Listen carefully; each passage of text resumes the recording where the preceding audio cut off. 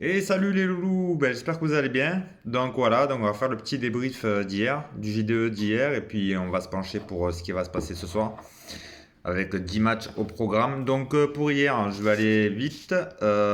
Du coup, il y avait plusieurs joueurs que j'avais donnés. Il y en avait une dizaine, donc voilà. Donc après, il fallait faire un combo. Pour ceux qui ont fait plusieurs tickets par rapport à ces joueurs-là, ça représentait pas mal. Il y avait une petite liste d'attente. Si tout le monde avait combiné tout, on pouvait partir sur 20, entre 20 et 30 tickets. Parce qu'ils faisaient entre 40 et 60 euros. Ça aurait pu bien payer. Moi, il y en a juste un, du coup, qui m'a fait finir 600 centièmes sur 9000 hier. Ça m'a juste fait rembourser 3 euros. Bon, c'est pas énorme, je rentre pas dans les gains, mais par contre, il y a juste un que j'ai pas associé. Donc, juste pour débrief, il y en a un que j'ai pas associé, ouais, il y avait tellement de files d'attente. Ça aurait fait un budget un peu plus important, mais là, par contre, j'aurais pris un peu plus. Donc, je pense que je serais rentré dans les gains par contre. C'était Jurtensen que j'avais cité, associé avec Wood. Donc, Jurtensen a fini à 27 points et Wood à 31. Voilà. Par contre, le joueur que j'avais dit pas très cher à 9 millions, c'était Justin Holiday des Pacers. Il valait que 9 millions, il a fini avec 35 points, ce qui est vraiment plutôt pas mal.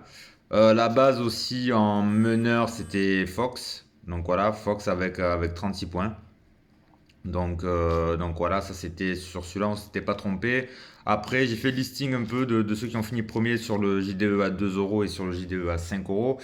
Donc je vais vous les citer, vous verrez, il n'y a pas grande différence. Enfin, même pas sur celui à 5 euros, on n'a pas tant que ça. Celui à 2, du coup, le meneur c'était Fox. Voilà, Fox qui était pas mal dans beaucoup de tickets.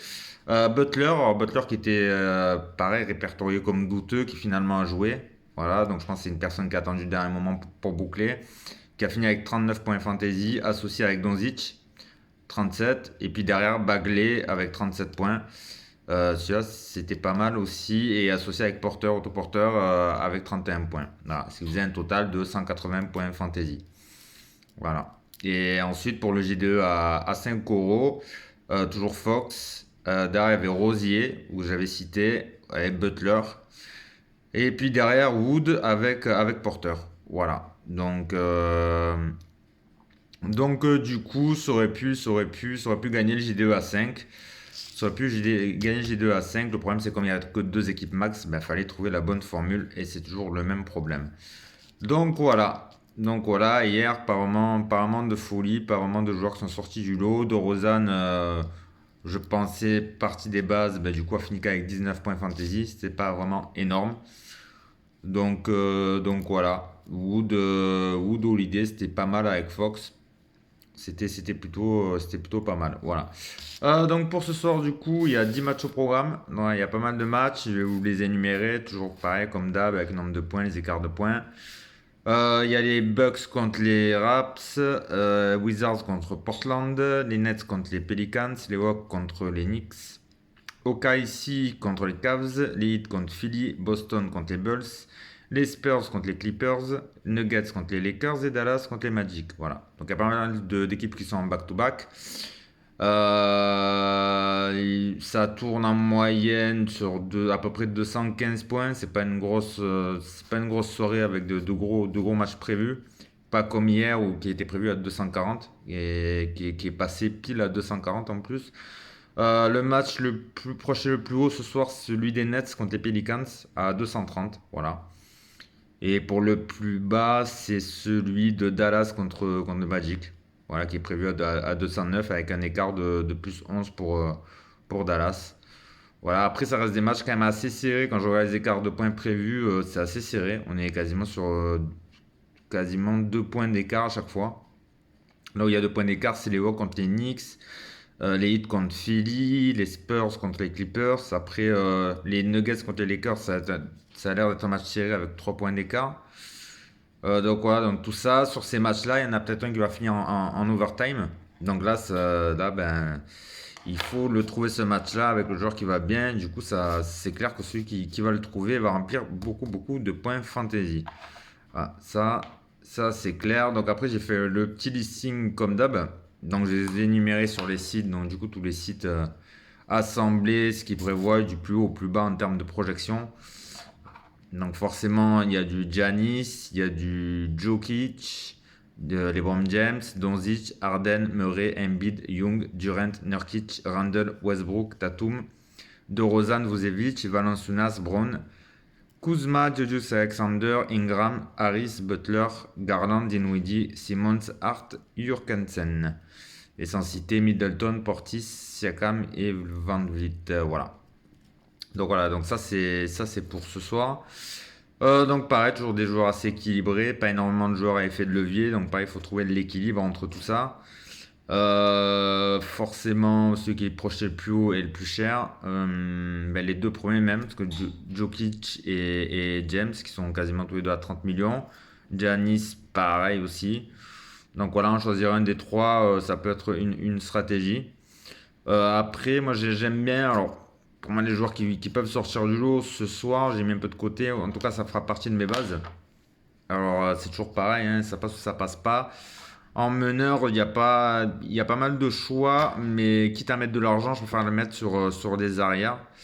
Plutôt sur des arrières, voire les intérieurs, pourquoi pas un Giannis ou un Jokic à la limite. En intérieur, mais surtout plus sur les arrières à payer et du coup pas trop payer sur le meneur. Et le meneur, moi qui m'intéresse bien, qui n'a pas joué hier, et qui jouera ce soir et qui est assez régulier dans ses perfs depuis qu'il n'y a pas Lillard, c'est Anthony Simons. Voilà, c'est Simons. Simons qui va taper dans les 30, voilà, assez régulièrement. 30 points fantasy pour 9 millions, ça me fait penser un peu à Holiday hier. Le même salaire, donc voilà, si ça peut taper dans les 35, déjà c'est tout bénef. Il faut pas se planter derrière, donc 9 millions, c'est pas mal. Il y en a un peu plus cher qui valent le coup aussi. Par exemple, Dinwiddie, Garland, c'est pas mal. Ça vaut le coup, ça reste assez correct en termes de prix, donc après à vous de voir. Mais moi j'aime bien un rapport qualité-prix. Simmons, c'est pas mal, ça permet derrière d'avoir un budget assez important pour pouvoir aller chercher des mecs. Comme je vous ai dit, j'arrive au poste des arrières, donc vous pouvez vous permettre de prendre un LeBron James. Voilà. Mais après, pour équilibrer le truc, moi j'ai mis James Harden. Voilà, j'ai mis James Harden sur un match qui est projeté le plus haut ce soir. Harden, voilà, limite, si vous mettez Durant, mais il coûtera plus cher. Et Durant est quasiment au même prix que LeBron. Donc ce soir, vu que les Lakers, ça va être un des matchs les plus disputés contre les Nuggets. En termes de tête de gondole, je vous conseillerais plus à la limite si vous voulez vraiment taper dans les 30 millions sur un joueur, allez taper soit du LeBron ou soit du Jokic. Voilà, un des deux. Je pense que là, c'est sûr il y aura pas, pas de surprise sur un des deux. Voilà, mais après, le problème c'est qu'il va y avoir un écart de salaire, donc du coup, j'ai pris un peu plus bas. J'ai regardé un peu, j'ai essayé d'en mettre deux à peu près haut, donc j'ai mis Arden. Arden associé toujours à Ingram que j'aime bien, que je mets maintenant quasiment tout le temps, qui tourne aussi dans les 30 points fantasy. Donc si Arden sort encore une bonne stat de 45, entre 45 et 50, on est plutôt pas mal. Voilà, on est plutôt pas mal. Après, si vous n'avez pas Ingram et que vous voulez rester sur la dernière perf de Julius Alexander, allez-y. Moi, je dis la dernière fois, c'est aléatoire. J'aime pas trop le jouer. Il m'a fait mentir encore avant-hier. Il peut encore me faire mentir ce soir. Voilà, vous pouvez y aller parce qu'il joue en plus au KC, il joue contre les Cavs. Il joue contre les Cavs, c'est un match projeté à 210, ouais, c'est quasiment le plus bas. Donc après au KC, il y a pas full non plus, donc vous pouvez y aller sur lui. Mais Ingram, pareil, Ingram qui est projeté sur le match le plus haut contre les Nets. Donc voilà, pourquoi pas un duo associé Harden avec Ingram. Donc, je trouve ça assez cohérent, c'est assez stable en termes de points. Voilà pour moi. Et puis du coup en intérieur. Donc du coup, si on a mis tout ça, il va rester 29 millions. Donc voilà, 29 millions, il faut les trouver deux joueurs susceptibles d'aller chercher. Alors, je vais rester pareil sur mon idée d'hier, sur la continuité. Alors, il a joué hier, donc des fois, les joueurs qui jouent, après le lendemain, c'est pas forcément ça. Mais j'ai l'impression qu'il tient la baraque. Donc Kurtensen, je vais le garder. Je vais le garder, je l'ai mis hier. Et je persiste. 27 points hier. Même s'il fait la même perf, ça, je prends. Je prends un 27 sur les J2 à 5. 27, je prends direct. Je cherche pas à comprendre.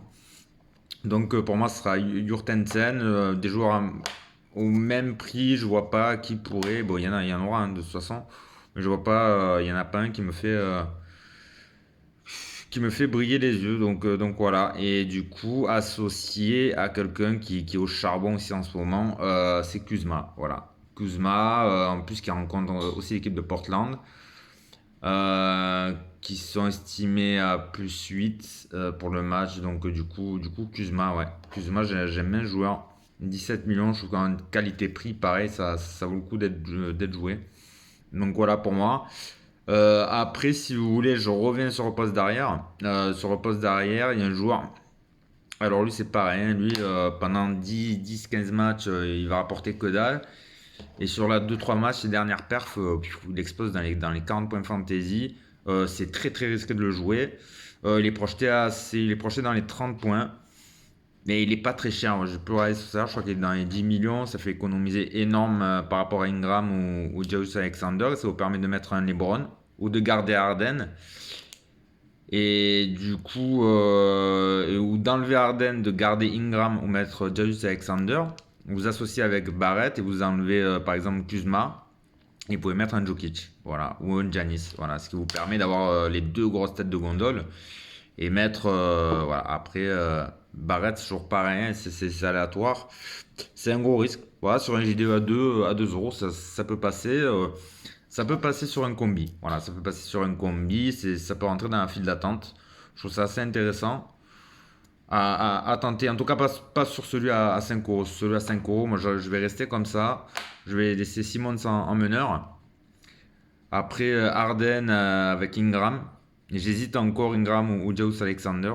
Mais bon, je pense que je vais rester sur Ingram quand même. Et Kuzma, Jurtensen. Voilà, j'ai joué la sécu. Les 5 euros, je préfère jouer la sécurité. Voilà, ce sera pour moi, c'est bon. Et après, par contre, celui à 2 euros, ben, vous pouvez y aller. Si vous gardez Simmons, vous avez vraiment pas mal de possibilités de mettre des gros en tout. De faire pas mal de listes d'attente. Admettons que je sais pas, que James fasse pas un gros match. Derrière, si vous mettez Durant à la place, vous pouvez faire plusieurs tickets comme ça. Pareil, si ça vous permet de faire des économies derrière pour mettre un Jokic. Si vous voulez pas sur un autre ticket, vous enlevez Jokic, vous mettez Giannis. Ça vous fait plusieurs possibilités. Comme ça, s'il y en a un des deux, ça, c'est les points à prendre. En gardant ben, des joueurs à surprise. Comme je dis, RJ Barrett, c'est gros point d'interrogation. Ça peut passer, en sachant que c'est un des matchs apparemment les plus équilibrés. Il n'y a que 2 points d'écart prévus. Ça peut partir en overtime aussi ce match-là.